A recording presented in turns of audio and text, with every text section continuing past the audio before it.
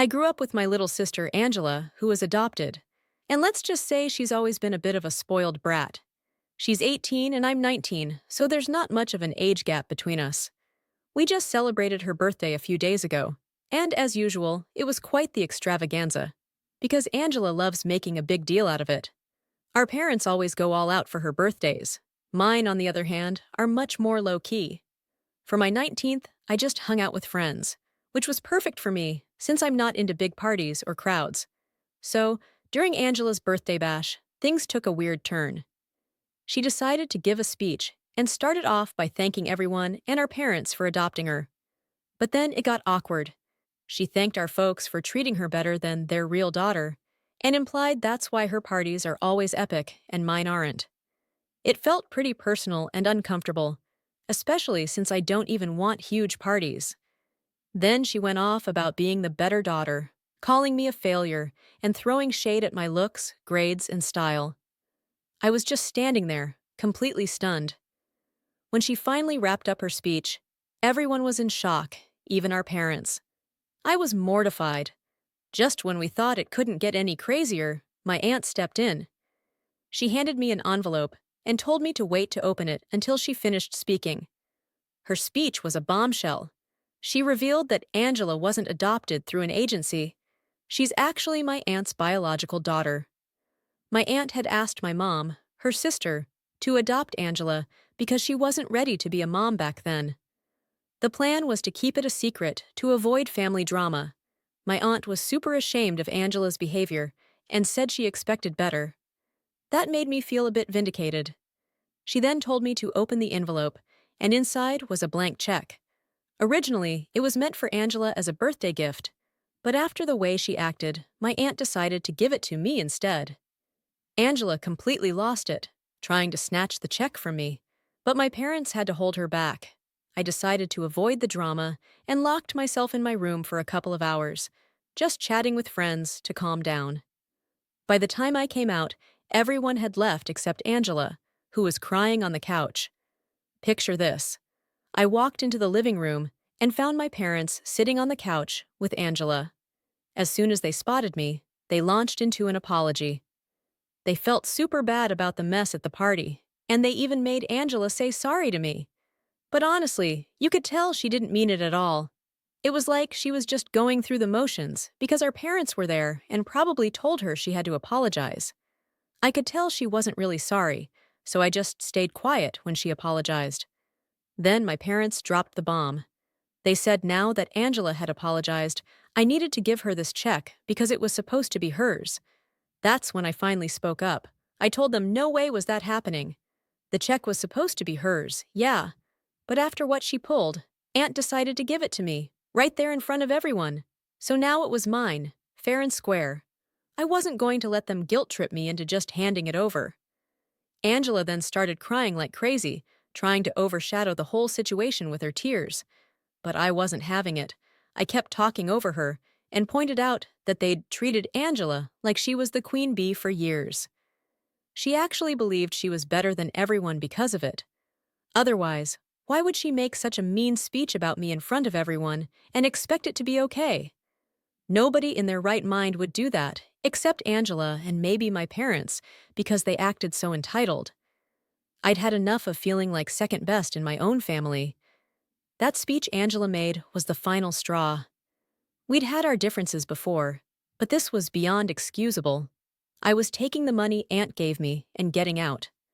I already spent most of the year away at college, coming home only for breaks, but now I decided I wasn't coming back at all. I told them I was done with this family because, truth be told, they never felt like my real family. Even though Angela was adopted, I was the one who felt like an outsider. As I was saying all this, Angela's crying somehow got even louder, like, how was that even possible?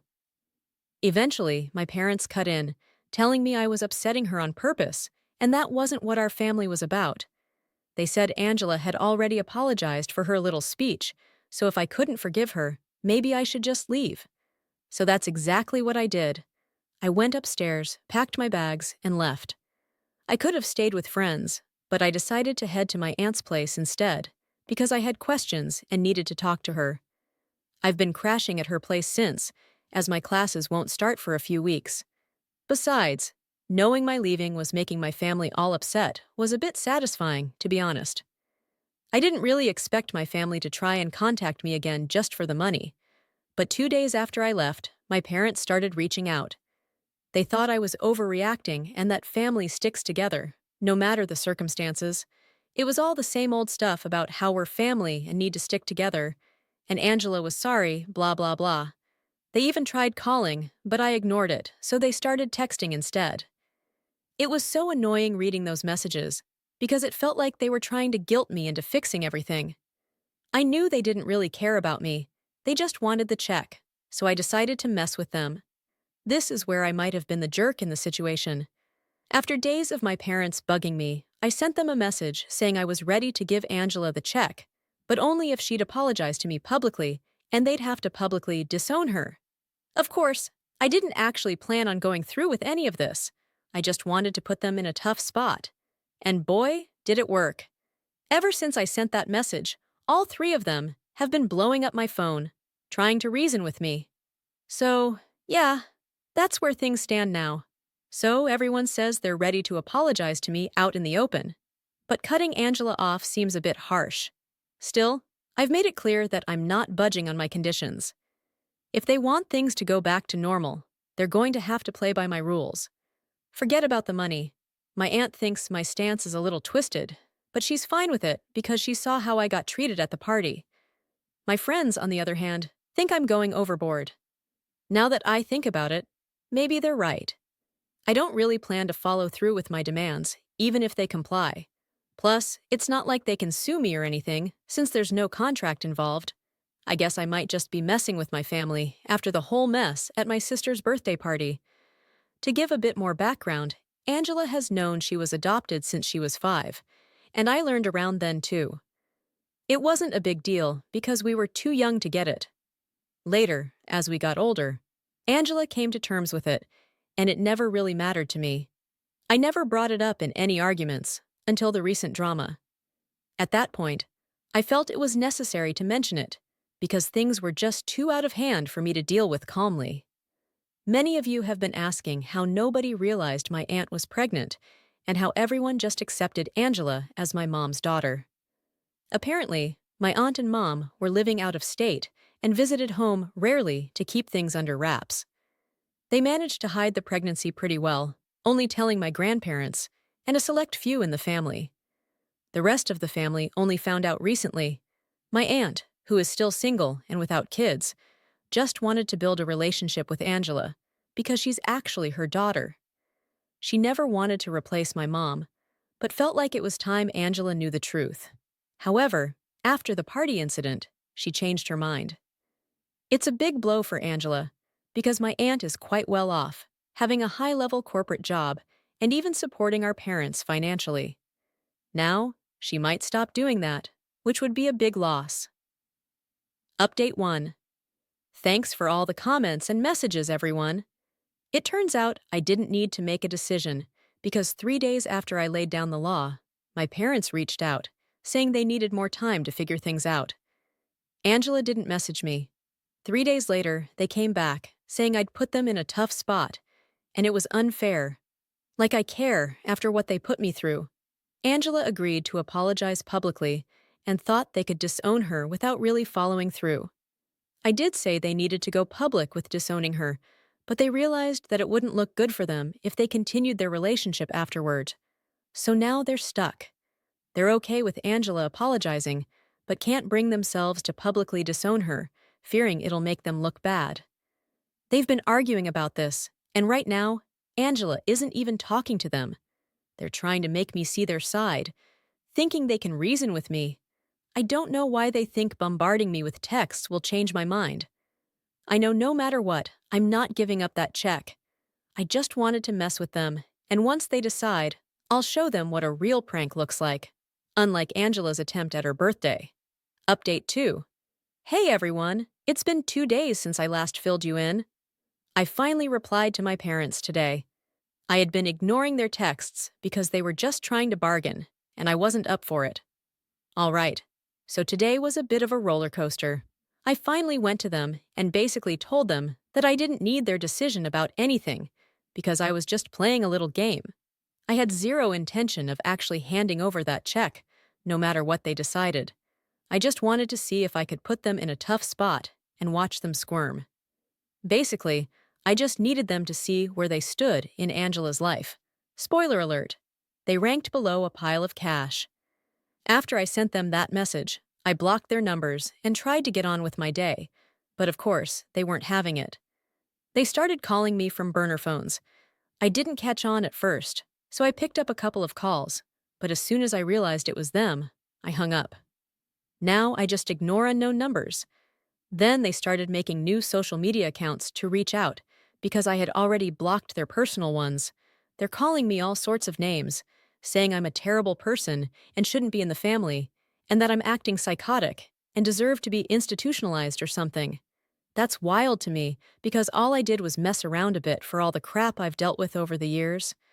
Honestly, they should be thankful I didn't push it any further. I'm just more interested in moving on from all this drama. I'm going to ignore their calls and messages, because soon I'll be back to college and none of this will matter to me. If they think they can bug me into submission, they're dead wrong. I'm done with them, and they're going to see just how serious I am. Update 3. So, Angela figured out I've been staying with my aunt since I left. It wasn't intentional. She just showed up this morning, and I opened the door without checking because I was waiting for food delivery. As soon as I saw her, I tried to close the door, but it was too late. She barged in, yelling that I'm stealing her life, and first took the money that was hers, and now I'm stealing her mom. My aunt came in and told both of us to calm down because she wanted to avoid any drama. She explained to Angela that it was her own behavior that led her to give me the check. And if Angela wanted a relationship with her, it should be about the relationship, not the money. But Angela didn't care and started yelling at my aunt too, accusing her of abandoning her as a baby and now taking my side. That's totally not true. Angela wasn't abandoned. She was adopted by people my aunt trusted. My aunt had wanted to tell her the truth for a long time, but my parents suggested waiting until Angela was an adult. So blaming my aunt was way off base.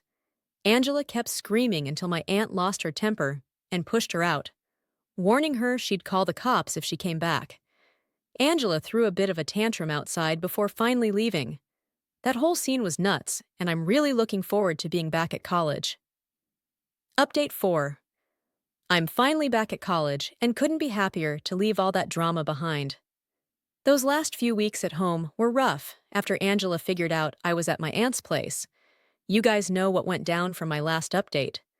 A couple of days after the blow-up with Angela, she came back with my parents, and things got even crazier. They accused me of trying to steal Angela's life, which is ironic considering that's kind of what they've done to me all these years.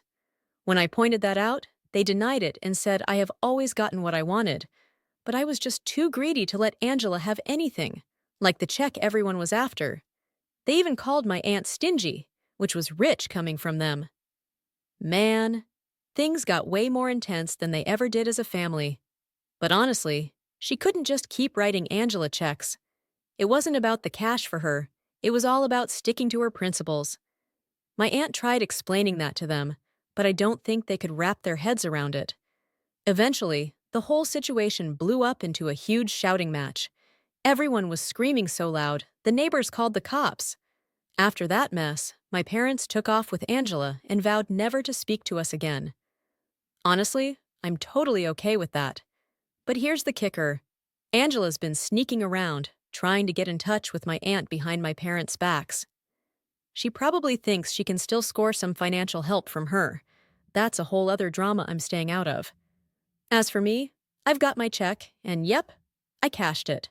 Not to brag, but I'm about to get even more money soon. And trust me, I'm being smart about it, just like my aunt suggested. I'm gonna stash it away for the future.